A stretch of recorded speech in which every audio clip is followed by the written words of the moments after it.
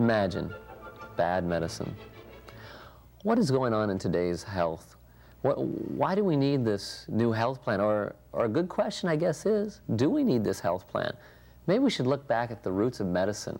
And today's guest, we're going to discuss just the basic philosophies of medicine and give some other factual information that may enlighten you, I hope.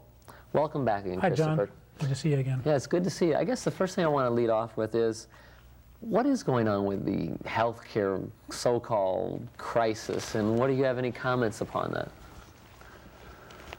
Well, my perspective on health and medicine is probably a lot different than many of the people debating it on TV, you know, like the Clinton health plan and so forth. Liberal, conservative, the whole. Right.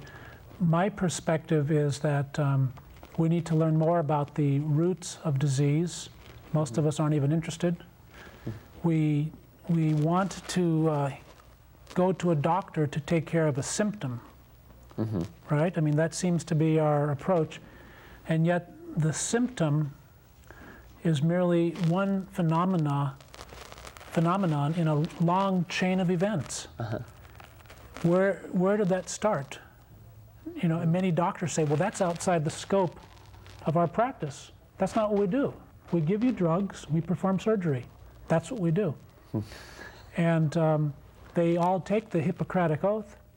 And that is, basically? Well, you know, that's, to be quite honest with you, I don't know the words of the Hippocratic Oath, but it's that you're promoting the life and the health of the patient. Right, to do no harm or something like that, basically. However, I suspect there isn't one doctor in 1,000 who really knows what Hippocrates did and taught and practiced.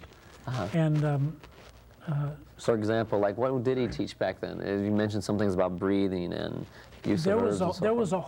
There were a whole series of practices. It included sauna, steam baths, teas and herbs, breathing, exposure to the sun, exercise, diet, a lot of the things that you might consider healthy living and good nutrition.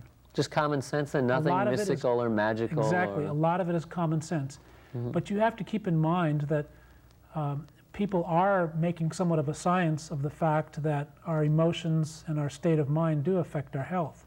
Right. That is to say, if I'm constantly gritting my teeth on the freeway, there are certain liquids, certain fluids that are promoted or produced from our brain and flow through our body. Yeah, peptoneurons. It was quoted on Bill Moyer's Healing the Mind. They talked about the same thing you mentioned, and they actually showed that to the microscope, just to back up what you're saying, yeah.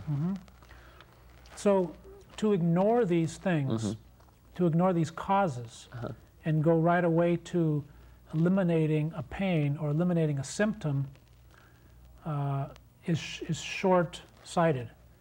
And you always can get rid of a symptom. I remember when Ronald Reagan had cancer of the colon. His doctor was on the news, and he said, "We cut it out, we cured him." And that was, I'm sure he was being honest and straightforward. That's the way he sees things. Right. By physically cutting something out, you cure it. And no doubt you do remove that symptom. Right. Okay. But what caused the tumor, I guess, is the essence. Where did it come from? That physical symptom was a long chain, was one act in a long chain of events. Will that happen again? Now, many people don't care. But likelihood is quite common, isn't it? Oh, it's very common. Many people do not care, and that's their prerogative. Right. To go to the doctor, let the doctor treat the symptom. Give me a drug, cut something out. The cult of medicine, as you mentioned. As long as you're well aware that that's what you're doing, I think it's fine. Be apprised of what the medical profession is. Now, many religions and cults spring up as a result of a desire to eliminate pain or to help produce happiness. Right. And in a way, people go to one cult leader or another. And I have some pictures of some. Here's one guy. He gave his followers. I'm not sure where I should hold this. He gave his followers a Kool-Aid as his final medication, right? The suicide Kool-Aid. Here's another man. He founded Ambassador College. But I regard a lot of these folks as cult leaders. They offer promises to their followers. People follow them. They practice their medication. Here's the Pope, another one. And I have nothing against these individuals. If they uplift your life by following them and practicing what these cult leaders say and do, then that's fine for you. I'm not discrediting them. Here's one that we all heard of recently. Tragedy in Waco. Okay? Now, my way of looking at it is that people who simply go to the doctor, you may not go to these cult leaders, but you may go to the cult priest who wears a white robe. Mm-hmm. Instead of a crucifix, he wears a stethoscope, and he prays to Amma, his god. Do you know what's Amma? The god Amma that they all pray to, the AMA, right? American Medical Association. Right. I'm kind of kidding, but the fact is, in all the ways that you look at a cult, the way we treat doctors is the same as divine. You know, go to the doctor and the doctor would take care of me. It really is dangerous. Mm-hmm. Because, well, we're not taking responsibility for our health. Is that what I'm kind of? We're not taking responsibility to do what only we can do. Right. You know, it's sort of like thinking the police can stop crime. Well, ultimately, crime has to be dealt with on a local level by neighbors choosing to stop it. Police come in and clean up after the fact. Doctors can't really make you healthy. They can tell you what to do, but you have to do it. Right. And the fact is that most conventional doctors are trained in medicines and surgeries. And I'm simplifying, of course, right. But you need to be aware that that's what you're getting into. And wasn't it, you gave a statistic of how much they believe it was, I think I have it here, 70% of all illnesses doctors believe that they cure, is that correct? Well, one of the worshippers of Amma did say that they, their practitioners heal 70% of all diseases with surgery and drugs. And what's the real? Well, another statistic that I heard that contradicts that, this was a nationwide study, computer study they did, just comparing data. They found that 81.7% of all sicknesses just heal themselves with bed rest and water. So one of them is wrong. They can't both be right. What's this idea of, I guess it's Arnold Pike's viewpoint on nutrition? There's a long-standing show that's been on television called Viewpoint on Nutrition. Mm-hmm. Arnold Pike is the host, and he says that he's a doctor of chiropractic. He says that at least half of the medications on the market are completely ineffective, which should cause you to wonder. I mean, there have been many tests done with placebos, and often the placebo works fine because we believe we're going to have an effect. Well, we do have a lot of power that we don't give ourselves credit for. Right. But the placebo works because we believe it's going to work. So it works. And in many cases, it's a condition that would have taken care of itself anyway. Right. Or the doctor really doesn't know what it is.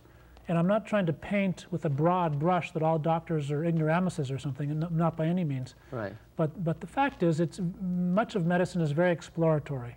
In terms of drugs, even in terms of experimental surgery techniques. Yeah, you mentioned something like a dean of Harvard Medical School and some statistics on him. This I saw on 60 Minutes. He was interviewed some years ago. Okay. And it really sort of made me shudder when I thought about it. This is the dean of the medical school.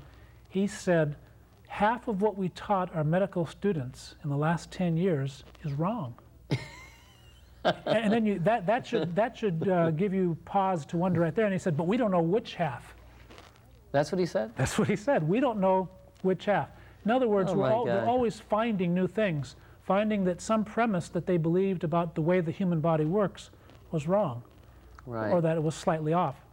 Now, you gave some very good examples of stars, I guess, or people we consider very popular people who have died basically because of the same premise. Right. There was a statistic of, I think, 50,000 people a year who die from the effects of the anesthesia for surgery. And I believe the figure is a little bit higher from complications arising from the surgery, not the surgery itself. It's kind of like, yes, the surgery was a success, but the patient died. A few famous examples, you've heard that, right? Yes. I mean, that arose, I believe, from the Civil War days, or thereabouts. It's probably pre-Civil War, when people did a lot of experimental surgery. Surgeons were something different from today, actually. and many times the surgery was a success, but the patient died. And so what's the meaning of a success? Like in the case of Steve McQueen, that's another example I just read about in the book I'm going to show later, which he actually is the same thing. What did he die from? He died of cancer. He started taking lyrical treatments, and then the doctor convinced him to have surgery. Well, surgery was successful, but they don't tell you that the surgery actually spreads the cancer further after they cut it out. And he died. Interesting. This is interesting, just to support, it's called Murder by Injection by Eustace Mullins. And he talks about some of the things you mentioned. He mentions that they did a study with the American Cancer Society, and they found through this study that people who did not have any treatment at all lived 4 times longer than those people who received chemotherapy and radiation after being diagnosed with cancer. And this study was done with some 4,000 or 5,000 different patients, and it was just amazing. So you're better if you didn't have any treatment at all, you'd live longer. I know that it's a topic that people will always debate. This side versus that side. Right. My mother is a nurse, and she sees patients who are treated with chemotherapy, and her overall observation is that many times they're in more pain and suffering and suffering than they would have been otherwise. Now, let's face the fact that we have a limited lifespan. Okay, people want to do all sorts of things to extend that. The way to do that and the time to do it is when you are younger, to live your life a certain way. But sometimes many of these things that we resort to are, really are making it worse, like you say. Miles Davis, the jazz musician, he died from a complication of some surgery. Was it Jacqueline Kennedy you mentioned? Jacqueline Kennedy, if you read carefully, she did have cancer, but it was the complication from the surgery that they say caused the death, as well as this Andy Warhol. Sure. What happened with him? Again, he probably would have died from his illness, but he had some surgery, and I believe it was a reaction to the anesthesia, or some complication from the surgery. I don't recall the exact detail, but it wasn't the disease itself that killed him. However, that's interesting. However, do people rise up and protest against the medical profession when all these people die? Of course not. They say, well, that's just the way it is. It's a cult, like you said, because we do, if you look at the media and the way people talk, I'm at my school as a teacher, they worship it. They believe every word is gospel truth. We say to ourselves, they're doing the best they can. We've turned our reasoning process over to them all too often. We've let them make the decisions. Why can't you make the decisions about your body? That's right. You will be convinced. You don't have the PhD. You don't know what I know. Just believe me, this is the best thing for you. You go to another doctor and you're going to get another opinion. That's true. So if you're going to go to doctors, I would strongly advise you to get many opinions about what you're about to do. Now, in spite of the fact that tens of thousands of people die every year from going to the doctors, as well as getting diseases in hospitals that they wouldn't have gotten otherwise. Right. In spite of that. You're talking about bacteria and stuff, and maybe you want to say a little bit about that. Sure. That's interesting. In hospitals, there are breeds of bacteria that grow because it's such a sterile environment from all of the antiseptics that are used. To clean. The only bugs that survive are the powerful ones. So you've got strange new ones in hospitals. And I mean, it's made the newspapers. There are a lot of people who get these diseases that they never got before. They got sicker when they went into the hospital. And actually, from what I understand, they are more resistant to almost any type of antibiotic that exists. It was in Newsweek magazine. I read there are certain ones like that, yes. That are almost resistant to everything they have. And there are cases of X-rays being read backwards. I'm not saying that you have to be frightened, but I think you should really investigate what you're getting into when you get involved with the metacult, which is my term for it. It's a cult in every sense of the word. Now, in spite of all of the deaths that we somehow say is okay. It's okay. It was. What happens with? They did their best. Yeah, that's what we tell ourselves. But what happens then if somebody says, well, I'm going to pray? Yeah.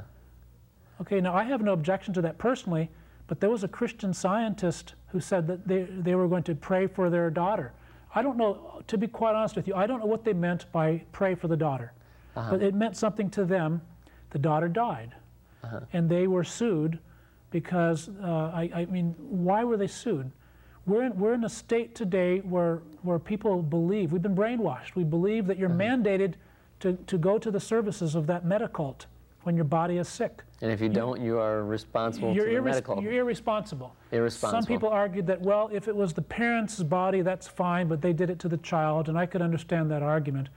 But how many cases of so-called spiritual healing or attempted spiritual healing, whether you believe it or not, how many such cases are there? Many. Well, I mean, there really aren't many compared to the vast numbers of deaths when people do go into the hospitals. Right. I mean, the numbers are nothing by comparison. Plus, if you're a skeptic, you know, you keep in mind that 81.7% of all of the illnesses and diseases will heal themselves. So you might just say, well, they prayed. If that's what you want to believe, they prayed, and they would have gotten better anyway. So didn't you have an article there? You had that one on the prayer and so forth that was very interesting. I've got quite a few. Here's. Okay, I'll hold them up for you. That's kind of a financial aspect there. Okay. As far as financial and what? Right. I do have, well, 20% of Medicare claims wrong. That's a big area of fraud within the hospital industry, is all of the overpayment. And I have here's another one. Half of the cesarean operations in the U.S. are called unnecessary. Over half of them. And I've got loads of these. Man accused of practicing medicine without a license. You know, I have files and files of these, John. And again, I'm not trying to make a case. To add on to this, something that most people don't know, but the first two founders to the American Medical Association, as quoted by Eustace Mullins from his research, never had a medical license. Well, most people don't know that they were journalists and they practiced without a license. One of them was a homeopathic doctor, which used to be the mainstay of medicine until the conventional medicine came to be. Right. So it is. You know, you got to keep in mind that many of the practicing, here's the one on Christian Science, by the way, many of the practicing doctors have, according to one study, have licenses that are not valid anyway. Right. So even having a license isn't all that it's cracked up to be. I mean, if you're going to go so to there's no assurances, basically, except for yourself taking responsibility. That's it. Yeah. That's it. Don't assume that because one person says everything is on the up and up that it is. Right. You need to ask questions. You need to become informed. Look how informed people get about their car, right? Using the right kind of oil. You got to have these kind of tires in the rain. And look how uninformed we are about our bodies. True. And that's totally within our control. Right. So, you know, one of the things that I wanted to share today, if there's time, on the classes that I teach, I try to show people some of the natural remedies for everyday problems that arise. Basically, in other words, this is medicine, and if you want to look at it in that term, to heal thyself free. Exactly. Or practically. Keep in mind that even if you take an herb, you're still dealing with a symptom. Right.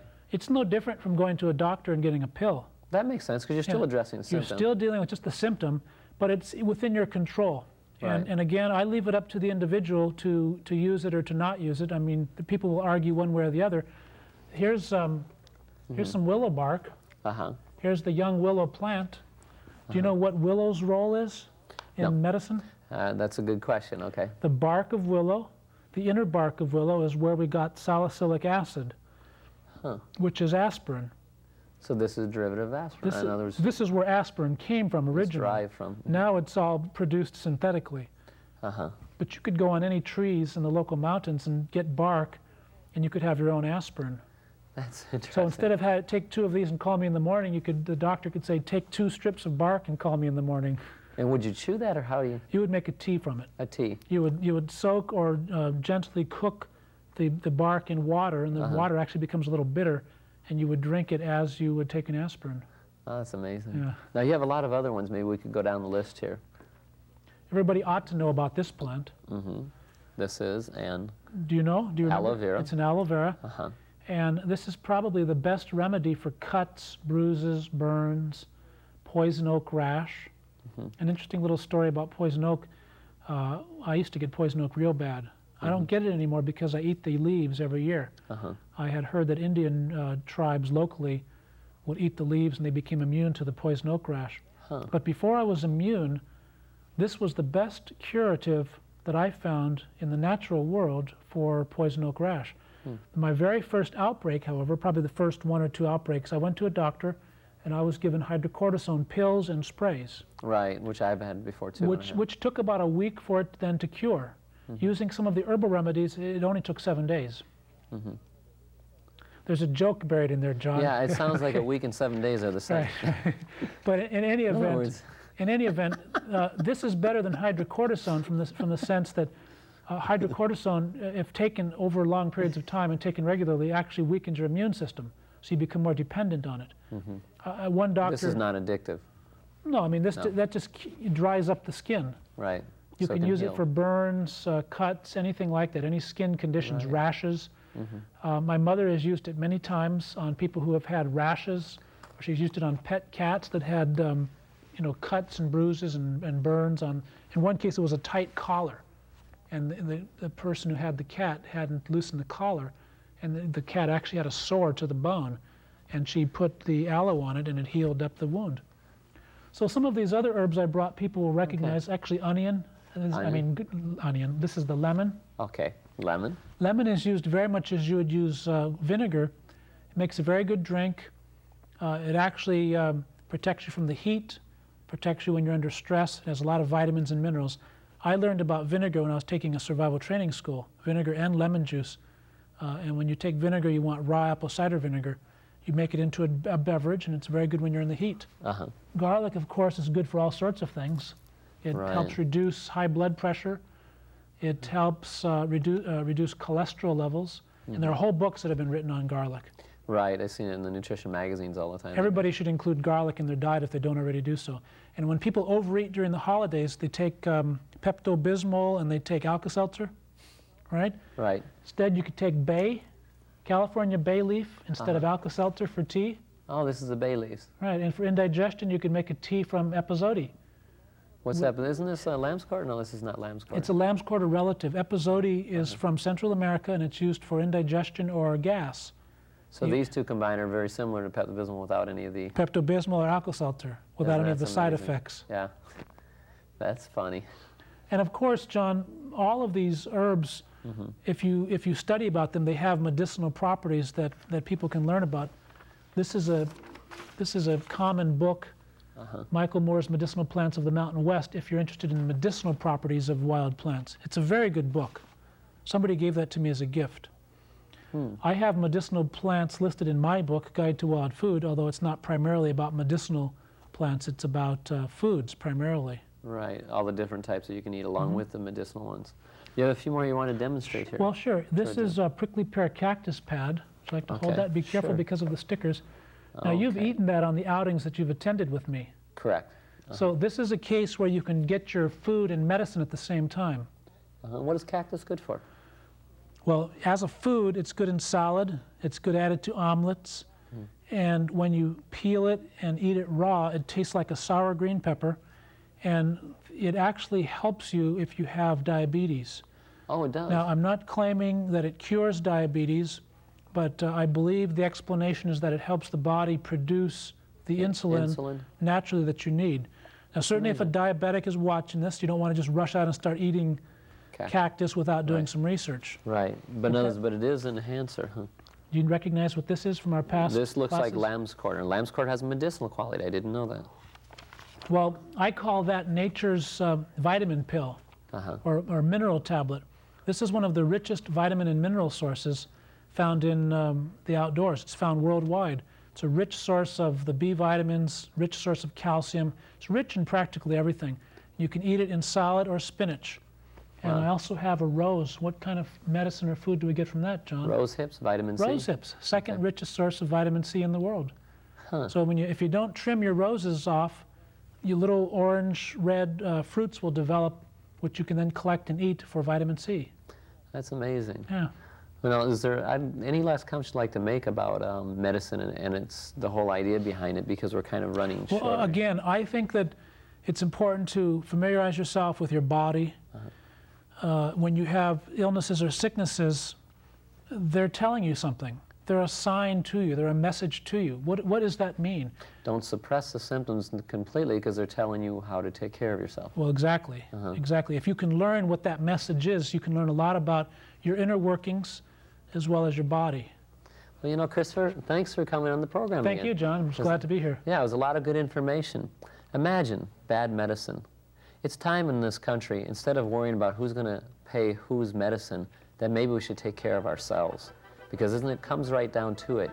No doctor, no bureaucracy is responsible for us. We're responsible for us. Thank you. This has been Imagine.